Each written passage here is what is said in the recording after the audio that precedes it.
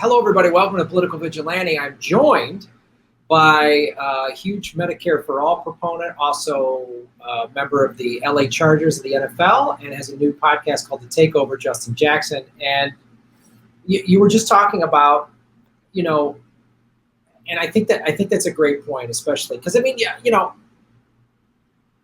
played some college athlete. I played lacrosse in college. When it's such a you broke it down into such a great point of especially starting at the collegiate level, high school. I don't know. Everyone can kind of speak from the same area. Maybe they all have the same mentality. That can happen. But when you start getting to the collegiate level and beyond, you do have this locker room of all these. I mean, I played lacrosse, and there was guys all from the East Coast, guys from Canada, guys from the West. I mean, just all different points of view. And it was really interesting to see where they were coming from. And I went to very kind of a unique high school, Evanston, a suburb of Chicago. It's 40% black, my high school. It was one of the first places after the end of the Civil War where people from the South, particular freed slaves, could come and own property. So it's a very unique environment. And I remember when I went to college, I was I saw how, and not that Evanston is some utopia, it's not, but it's a unique situation, and it was a very unique environment to grow up in. And I played football there and lacrosse, and I got to college at the University of Arizona, and I saw kind of how more isolated the majority of the country is. One of the most, I'll never forget this experience. So I grew up, I'm a little older, obviously, and so we were listening to rap and hip hop when I was playing ball in the 80s, right? I graduated in 1987. I'm 51 years old. And so that's the music I grew up dancing to. I mean, that's before it was sort of mainstream. That's what the guys in the locker room, that's what we played at the parties. And I remember I was in college, and my freshman year, and some of the guys I'd met in the dorm had come from all white schools.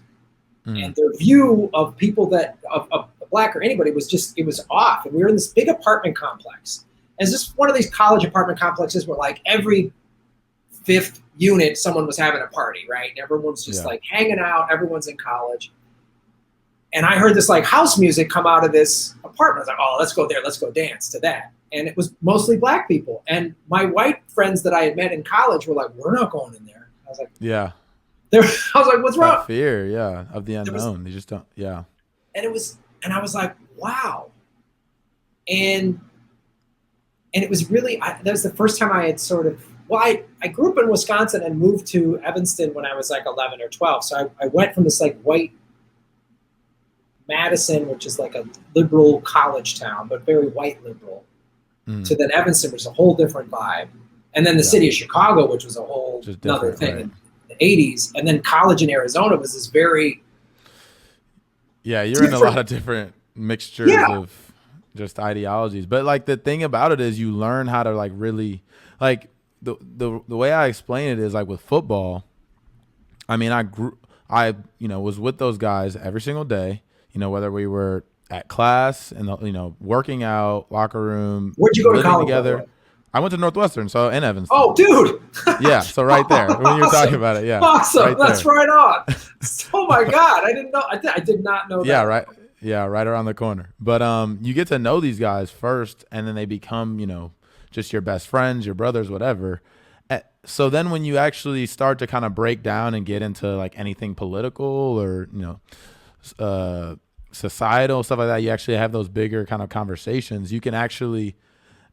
you're not just going to sit there and call your best friend, a racist because they're from Texas and they're conservative, you know what I mean? And they grew, because just how you grew up in this liberal, like myself, and I know a lot of other people, you grew up in this liberal family. Obama was the best, Clinton was the best, all these things, right? They grew up on the other side thinking Bush was the best and Reagan, right? So it's I think Trump kind of fundamentally broke the country, I mean, because at that point it's not just oh, you grew up conservative and, you grew up with that ideology and you grew up with liberal. Now it's oh, you're a Trumper.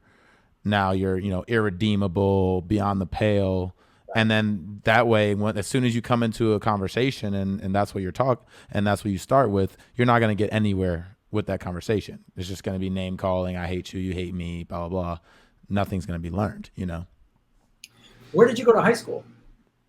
So I'm from the suburbs of Chicago. So I went to Glenbard North, which is right outside of, kind of close to Schaumburg. Do you know the area? Yeah, dude. Like I said, I went to high school in Evanston. I know. Okay. And we played. We were in the CSL North was our division. Okay. So we never played. I think we played. We never played Glenbard, but we played. No, probably not. No. Probably not. You might. I mean, there's 4 different ones. I went to North. There's East, West, and South. West is in like Glen Ellen.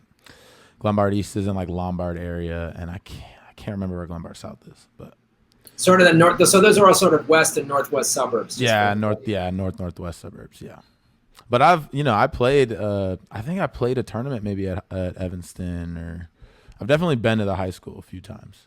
Mm-hmm. So that's why when you said that, I was like, wow, that's crazy. I mean, my nephew, I just talked to him. He's playing. He's in his senior year at Evanston Township High School. He played football and basketball his freshman sophomore year, and then he's just been focusing on baseball. But yeah, my brother and his oldest daughter went to high school there. She graduated, and so like that town is a big part of my family, and so over the summer when all of the George Floyd protests had started. My graduating class put together a weekly Zoom thing to talk about race. Wow. And it was pretty powerful. Awesome. That's so powerful. And the fact that people, even showed up to talk about it, that's powerful in and of itself, It was great. I mean, we talked about, white fragility. We talked about like some historical stuff. I didn't know about the transference of wealth, intergenerational wealth, and how it really backed up the case for ADOS in terms of like since slavery, there hasn't been this transfer of wealth by and large in the Black community because there wasn't any to begin with. Right. Whereas like I look at my ancestors came over here from Ireland, and then they worked hard and were allowed to flourish in a system that allowed that to happen. And these conversations became even more prominent because Jacob Blake, his dad and uncle, went to Evanston, and I played football with Justin, his uncle. Yeah, I did not know that.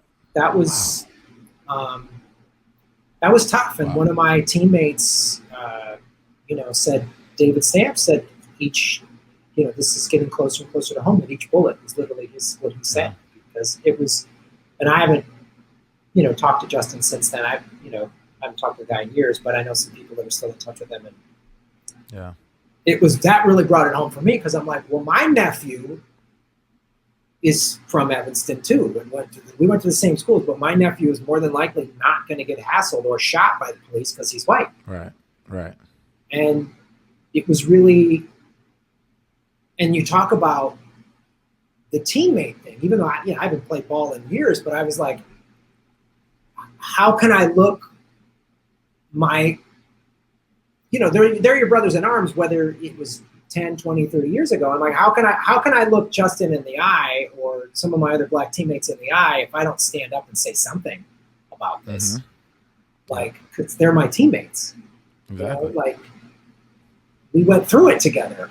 Yeah, so, and when you do that, it's just like you have a different type of bond and connection, because it really is like when you play sports, and you go through, people just see like the games and stuff, but a lot of times, especially when it came to like high school and college, it's like the things you remember the most, those times where you're grinding the most. It's like, oh, you're just so tired, you're doing conditioning, and you don't think you're gonna make it. Like, you just don't think you're gonna make it, but those people right next to you are the ones helping you, pulling you up. That's why it's really easier to work out in a group than by yourself. You have that pull, and so when you get off the field, just like you were saying, even if you're white and they're Black, you went through the same shit. You eat together, live in the same house, all these things. So that's why I wish that sports figures kind of understood politics at a deeper level, because I think sports do speak, to so many people, because whether you're, white, black, whatever, sports are so big in the United States. So you go to that sport game, it doesn't matter. You're both fans of the same team, right? You're a team working towards the same goal. The players feel that too, right? And the players are idolized and put on this pedestal. The problem is that the players, by and large, the ones who mean well, have just been co-opted by the Democratic Party.